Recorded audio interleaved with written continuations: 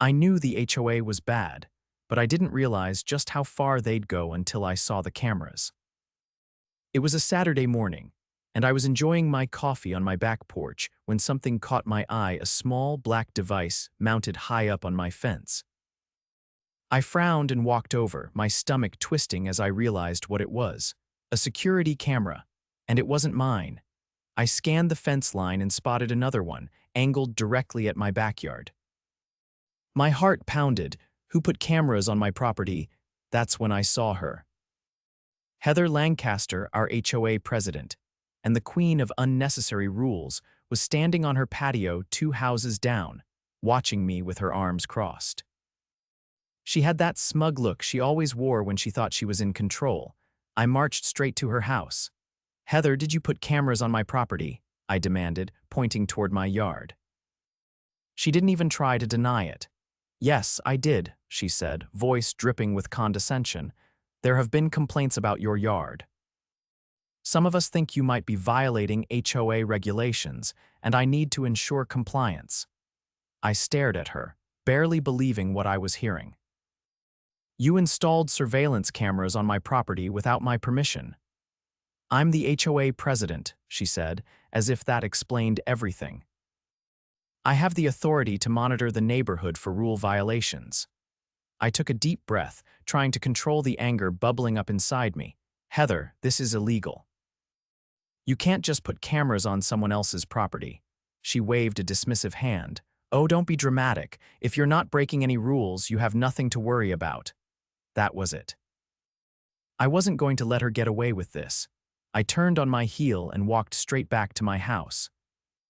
The first thing I did was take pictures of the cameras, making sure to document exactly where they were placed. Then I pulled up my state's laws on illegal surveillance. As I suspected, what Heather had done was a serious violation. I called my attorney, Franklin Hayes, a no-nonsense guy who had helped me deal with HOA nonsense before. When I explained the situation, he didn't even hesitate. "She's breaking the law," he said. "We can sue her for illegal surveillance and invasion of privacy." I felt a rush of satisfaction. Heather had finally overstepped in a way that could cost her. I spent the rest of the afternoon gathering more evidence. I installed my own cameras, ones that were actually legal to record everything. If Heather thought she could spy on me, she was about to learn just how wrong she was. When night fell, I sat on my porch, watching the cameras perched on my fence. Heather thought she had control. But by the time I was done, she'd regret ever trying to mess with me. The next morning, I woke up early, determined to put my plan into motion. Heather had made a massive mistake, and I wasn't about to let this slide. My first move was heading straight to the police station. I wasn't going to let this turn into a long-winded HOA dispute. This was a legal violation, plain and simple. At the front desk, I explained the situation to an officer, showing them the photos I had taken. Their expression darkened as they reviewed the images. The officer, a no-nonsense woman named Officer Delgado, asked a few clarifying questions before nodding. "This is definitely a violation of state privacy laws," she said. "No one has the right to install surveillance equipment on your property without consent." Did she admit to it? I told her about my conversation with Heather. When I mentioned Heather's position as HOA president, Delgado let out a sigh that told me she had dealt with people like this before. "I'll file a report," she said. "But I'd also recommend getting a cease and desist letter drafted by your attorney. If she refuses to comply, we can escalate this legally." That was exactly what I wanted to hear. I thanked her, left the station, and immediately called Franklin, my attorney. He wasted no time drafting a cease and desist order, making it clear that Heather was violating both state law and my rights as a homeowner. By the afternoon, I had the document in hand. I could have mailed it or had it delivered, but I wanted to see the look on Heather's face when she realized she wasn't untouchable. I marched over to her house, knocked firmly, and waited. It took a moment before she opened the door, dressed in an obnoxiously expensive robe, holding a cup of tea like she was some kind of royalty. Before she could say a word, I handed her the letter. She took it, her expression shifting from arrogance to confusion as she read. "This is ridiculous," she scoffed, though there was a flicker of uncertainty in her eyes. I was acting within my authority as HOA president. I didn't bother arguing. Instead, I folded my arms and said, "You have 48 hours to remove those cameras, or we're taking legal action. And before you try anything, I already filed a police report." Heather's face paled just slightly before she recovered, planting her usual smug facade firmly back in place. "You're overreacting," she said. "I was only trying to maintain community standards." I didn't dignify that with a response. I simply turned and walked away, leaving her standing in her doorway with the cease and desist letter in hand. Back at my house, I checked my own security cameras to see if she would do anything stupid. Sure enough, less than an hour later, she stomped into my yard, yanked the cameras off my fence, and stormed back to her house. That was step one, but I wasn't done yet. The next phase of my plan involved the HOA board itself. I knew from experience that Heather ruled through intimidation. The other board members rarely questioned her, either because they were afraid of her or because they didn't want to deal with the hassle. I decided to change that. I spent the next day reaching out to my neighbors, particularly those who had expressed frustration with the HOA's overreach in the past. It turned out I wasn't the only one Heather had targeted. Several homeowners had received excessive fines for minor infractions, while others had been harassed over things as trivial as the color of their front doors. One neighbor, an elderly man named Mr. Calloway, revealed that Heather had threatened to have his son's car towed simply because it was parked on the street for longer than she deemed acceptable. Another neighbor, a single mother named Lisa, shared how Heather had issued her a violation notice for having a small flower bed in her front yard, something that wasn't even against the HOA guidelines. With each story, my case against Heather grew stronger. By the end of the week, I had compiled a folder of complaints, photographs, and documentation proving her pattern of abuse. I even included the police report regarding the illegal surveillance cameras. Then, I called for a special HOA meeting. Heather tried to block it, of course. She sent out an email claiming there was no need for unnecessary drama, but by that point, too many homeowners were fed up. Enough people demanded a meeting that she had no choice but to schedule it. The night of the meeting, the HOA clubhouse was packed. Homeowners filled every seat, some even standing along the back wall. Heather sat at the front, flanked by the other board members, looking as though she was barely tolerating the gathering. I stood up and addressed the room. "I called this meeting because our HOA leadership has been overstepping its authority," I said, my voice steady.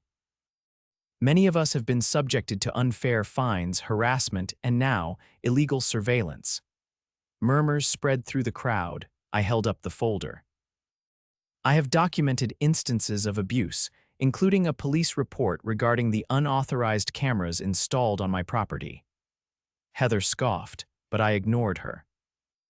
I began reading through the complaints, detailing each homeowner's experience. With every story, the tension in the room grew.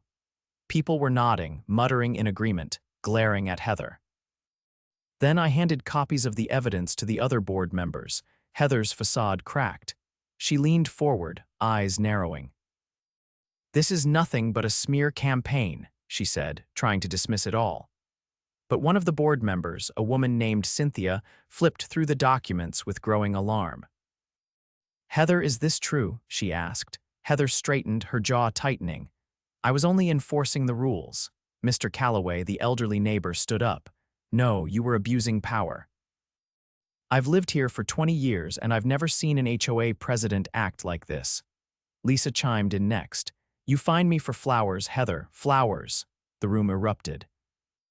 People were talking over one another, accusing Heather of various infractions. The board members looked increasingly uncomfortable. Then, Cynthia spoke again. "I think we need to put this to a vote." Heather's head snapped toward her. "What?" Cynthia didn't hesitate. "A vote for removal." If the majority of homeowners agree, you will no longer be HOA president. The reaction was immediate. Hands shot up across the room. Heather's face turned red as she sputtered, trying to regain control, but it was too late. When the final count was announced, the decision was clear. Heather was out. She stormed out of the clubhouse, slamming the door behind her. As the meeting ended, people came up to me, shaking my hand, thanking me for standing up. The relief in the room was palpable. Heather had thought she was untouchable. She had just learned otherwise. Heather's reign over the HOA had ended in spectacular fashion, but I knew better than to assume she'd go quietly. People like her never did. The day after the vote, I woke up to the sound of hammering outside. I stepped onto my front porch and immediately spotted two workers dismantling the large HOA sign at the neighborhood entrance. The sign, which had once proudly displayed Oak Ridge Estates, a community of excellence, was now being taken apart, piece by piece. I walked over to one of the workers, an older man with a tired expression. He wiped his forehead and explained that Heather had personally hired them before she was voted out to replace the sign with a larger one that included a list of mandatory community values. Typical Heather. Even as she lost power, she had been trying to cement her control. I assured the workers that Heather was no longer in charge and that any changes to the neighborhood had to go through the new board. They packed up their tools and left without argument. That was the first sign that Heather wasn't going to let go so easily. By mid-morning, I received a call from Cynthia, the newly appointed HOA president. She sounded exasperated. Heather had locked the HOA's financial records in a private account under her name and refused to hand over the login details. Without access, the board couldn't pay for basic community services, including landscaping and street maintenance. I wasn't surprised. Heather was the type to burn everything down on her way out. Cynthia and I went to the bank together, armed with legal documentation proving Heather had been removed from her position. The bank manager reviewed the paperwork and, after a few calls, transferred control of the HOA's accounts to the new board. Heather's last-ditch effort to control the HOA's funds had failed. But she wasn't done yet. That evening, I was sitting in my living room when I noticed movement on my security feed. A figure was lingering near my property line, just beyond the reach of the porch light. I leaned forward, watching carefully. Heather. She was pacing back and forth, muttering to herself, her phone clutched in one hand. Every few seconds, she glanced toward my house, as if debating whether or not to approach. I wasn't in the mood for whatever nonsense she had planned. I opened my door and stepped outside. She froze, then straightened her posture, masking whatever frustration had been bubbling beneath the surface. She called out, her voice dripping with forced civility. She claimed she had been misunderstood and that the cameras had been installed for the good of the community. She insisted she had only been trying to protect the integrity of the neighborhood. I let her talk, but I didn't buy a word of it. When she finally paused, waiting for me to respond, I told her bluntly that the police report had already been filed and that any further harassment would result in legal action. The mask slipped. Her expression hardened. She accused me of turning people against her and ruining years of work.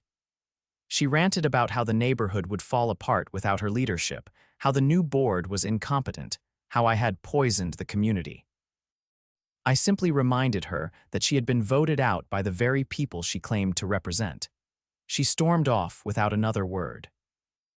2 days later, the fallout from Heather's removal began to settle. The new HOA board held an emergency session to undo some of her more ridiculous policies, like the rule that required every house to have identical mailbox designs, and the absurd fine for excessively festive holiday decorations.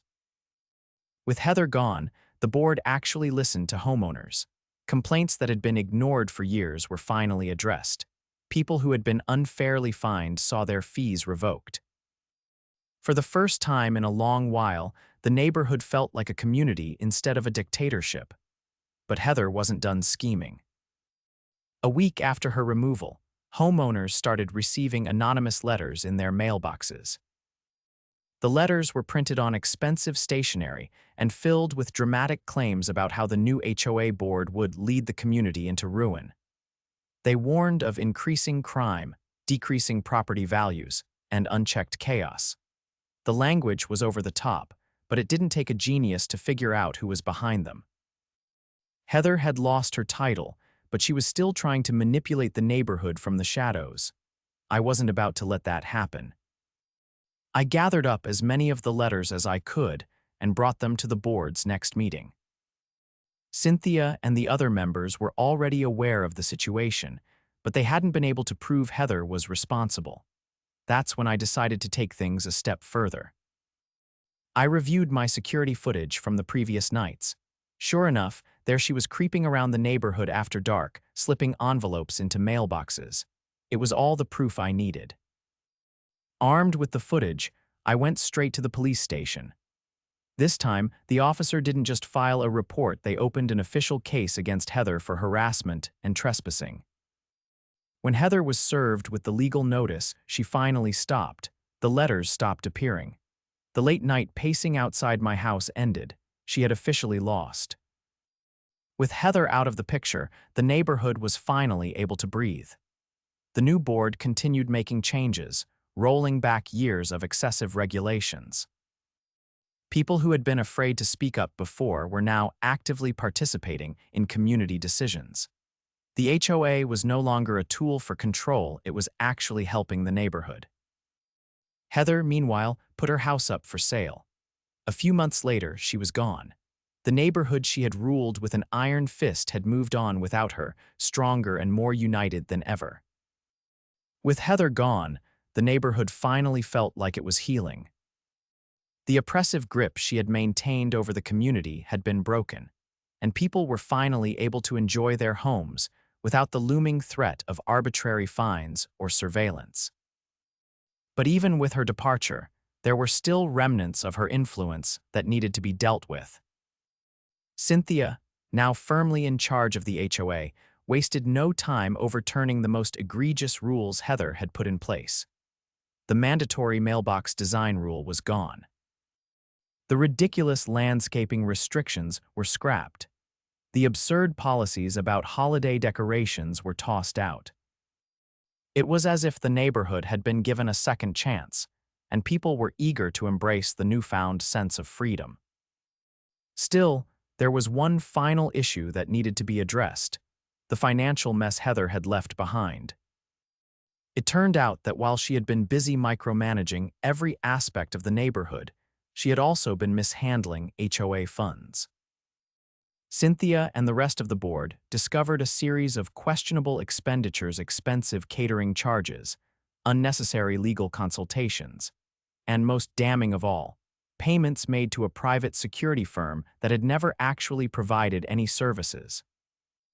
The board brought in a forensic accountant to go through the records, and what they found was worse than expected. Heather had been siphoning HOA funds for years, funneling money into a personal slush fund disguised as a community improvement account. The total amount missing wasn't just a few $100s, it was in the tens of thousands. The discovery sent shockwaves through the community. People who had once been indifferent to HOA politics were now furious, realizing that the excessive fines and dues they had paid over the years had likely been used to fund Heather's personal expenses. Cynthia wasted no time taking action. She contacted the authorities and filed a formal complaint against Heather for financial misconduct. The case quickly gained traction, and within weeks, an official investigation was launched. Meanwhile, I had my own unfinished business to deal with. Despite Heather being gone, I still wanted an official ruling on the illegal surveillance incident. While she had taken down the cameras, I knew that, without a legal precedent, there was nothing stopping a future HOA president from trying something similar. So, with Franklin's help, I pushed forward with the lawsuit. The case moved faster than expected, largely because Heather had no real defense.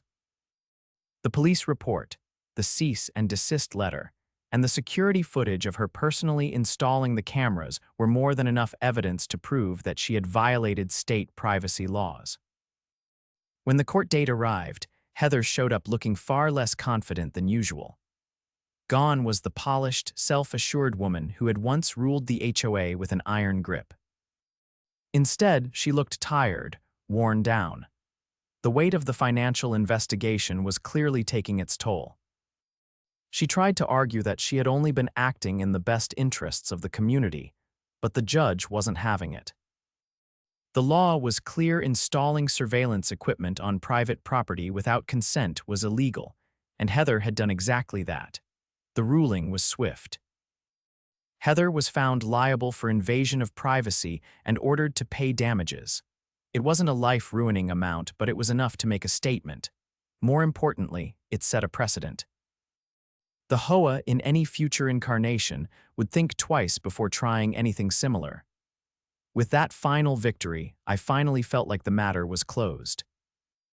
In the weeks that followed, the neighborhood continued to transform. Without Heather's interference, people started making small changes to their homes, painting their doors different colors, planting flowers in their yards, putting up decorations that reflected their personalities. The rigid, uniform look that Heather had enforced for years slowly faded, replaced by something more natural, more welcoming. One evening, I was sitting on my porch, enjoying the sight of kids playing in the cul-de-sac without fear of being scolded for disturbing the peace. Cynthia walked over, a satisfied smile on her face. She told me that the financial investigation into Heather had escalated.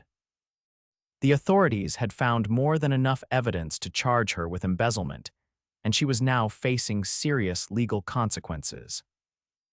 The house she had put up for sale was still sitting on the market, and rumor had it that she was struggling to find a buyer. It was poetic justice. For years, Heather had wielded power over the community, using fear and manipulation to keep people in line. But in the end, her own actions had been her undoing. As I watched the neighborhood thrive in her absence, I realized something. Heather had always claimed that she was protecting the integrity of the community. She had insisted that her rules were necessary, that her control was what kept the neighborhood desirable. But the truth was, the community had never needed Heather. It had only needed the chance to breathe. With Heather out of the picture, the neighborhood finally had a chance to settle into a new normal. But change, even when positive, didn't happen overnight. The community had spent years under Heather's rule, and some homeowners were still wary. They had spent so long under her thumb that they struggled to believe things could truly be different. Cynthia and the new HOA board worked tirelessly to repair the damage Heather had caused, but there was still plenty to clean up, both figuratively and literally. Heather had implemented so many unnecessary restrictions that many homeowners had simply given up on maintaining their properties to her impossible standards. Now, with those rules gone, people were eager to reclaim their homes, but it would take time. Some fences needed repainting, gardens had to be replanted, and driveways that had once been too stained for Heather's liking were finally going to get pressure washed at their owner's discretion rather than on her command. Despite the lingering effects of Heather's reign, the community was moving forward. But just when I thought we had put her behind us for good, one last surprise showed up on my doorstep. Early one morning, I stepped outside to grab my mail and nearly tripped over a thick manila envelope sitting on the welcome mat. There was no return address. My name was written in stiff, sharp letters across the front. Instantly, I knew. Heather. I hesitated for a moment before opening it right there on my porch. Inside were copies of old HOA bylaws, pages highlighted in neon yellow, along with a handwritten note. The message was short, but its meaning was crystal clear. She was still trying to exert control, even from a distance. The note claimed that the HOA had overstepped in voting her out, that she had grounds for legal action, and that the new board was violating the original intent of the community. She accused me, specifically, of leading an unlawful coup against her, and suggested that she would be speaking with a lawyer about reinstating proper leadership. I nearly laughed. After everything, she still thought she had a chance. I walked back inside, tossing the envelope onto the kitchen counter. Cynthia needed to see this. When I brought it to the next HOA meeting, the board members all shared the same reaction, a mixture of exasperation and disbelief. Cynthia read through the note twice, shaking her head. It was nothing more than an empty threat. Heather had no legal ground to stand on, especially after the financial investigation had left her credibility in ruins. Still, just to be safe, Franklin advised the board to officially document Heather's correspondence in case she made good on her threats. While we doubted she had the resources to actually take legal action, it was better to be prepared. For the next few weeks, things remained quiet. The neighborhood continued its slow but steady recovery, and Heather's letter became little more than an afterthought. But just when we thought she had finally given up, she pulled one last desperate stunt. Late one evening, I received a call from a neighbor who lived near the community entrance. He sounded irritated, but not entirely surprised. Heather had been spotted parked just outside the neighborhood, sitting in her car for hours at a time. She wasn't technically trespassing, but she was making her presence known. Some neighbors speculated that she was waiting for an opportunity to confront the board.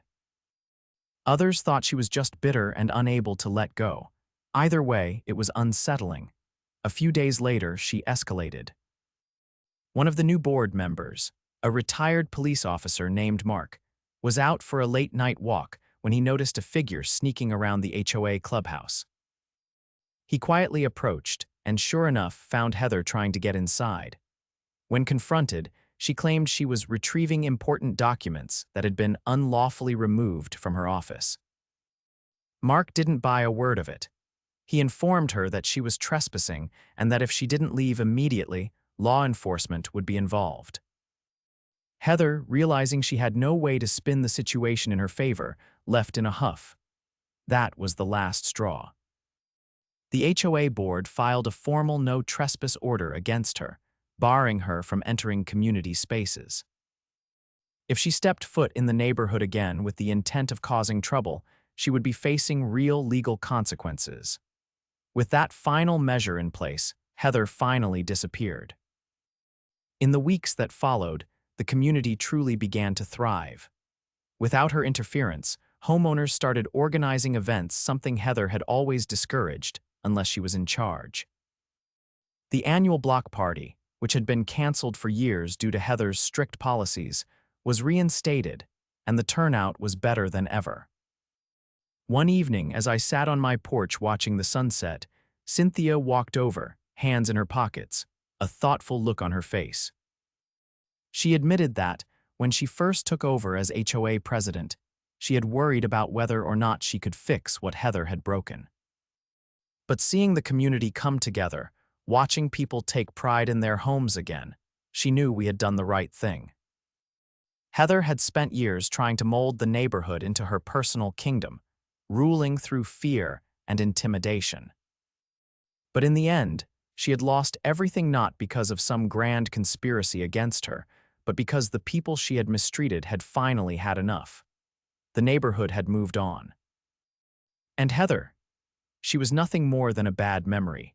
With Heather finally out of our lives, the neighborhood settled into a long overdue sense of peace.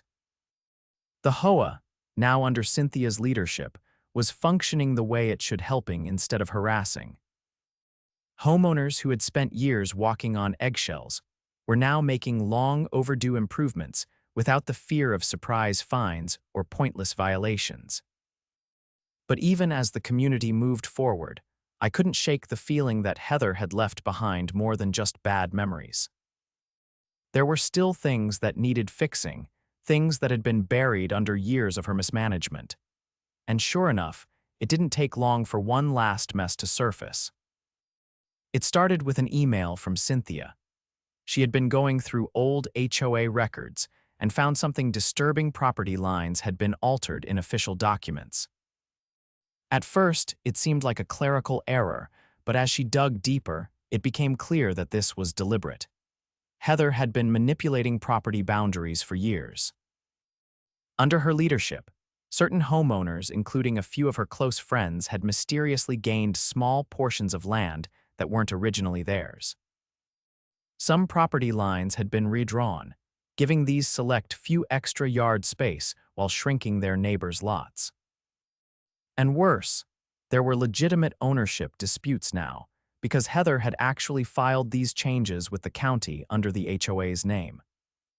Cynthia called me immediately after she realized what had happened.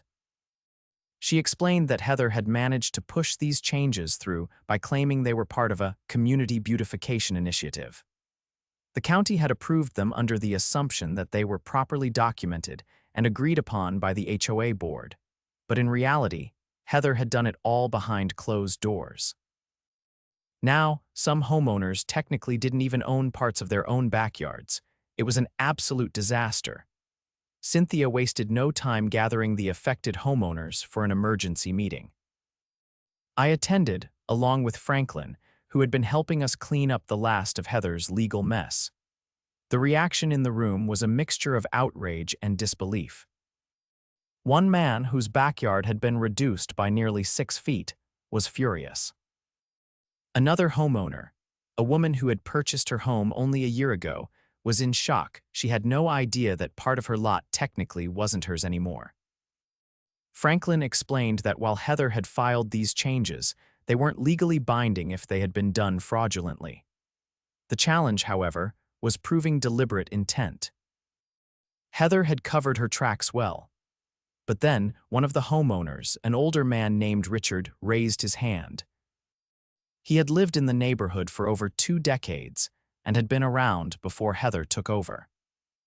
He explained that he had kept copies of all the original HOA documents in his personal records, including the original property surveys from when the neighborhood was first built. If Heather had changed anything, Richard's records would prove it. Cynthia and Franklin immediately jumped on this lead. We spent the next few days comparing Richard's documents to Heather's altered filings, and sure enough, the discrepancies were blatant. Heather had not only changed property lines, but she had also forged signatures from previous board members to make it look legitimate. With this evidence, Franklin filed an official complaint with the county. The response was swift. The fraudulent changes were overturned, and the affected homeowners had their property rights restored. But that wasn't all. Because Heather had knowingly submitted false legal filings, she was now facing serious repercussions, potential charges for fraud and forgery. The authorities launched an investigation, and soon, Heather found herself in deeper trouble than she had ever anticipated.